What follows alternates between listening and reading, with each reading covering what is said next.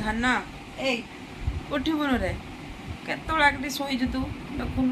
क्या घर पिला एमती शोच टे कमेंट करके कहे सांग मैंने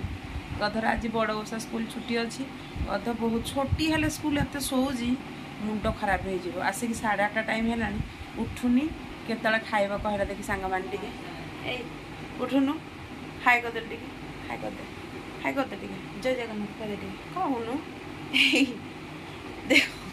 सब बेले मुझे ही आगे बस उठेल उठे दे तो दांत दांत आग देखलु दांत नाइनी गोटे पिलार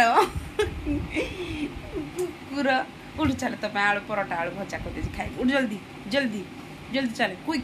उठुनु ए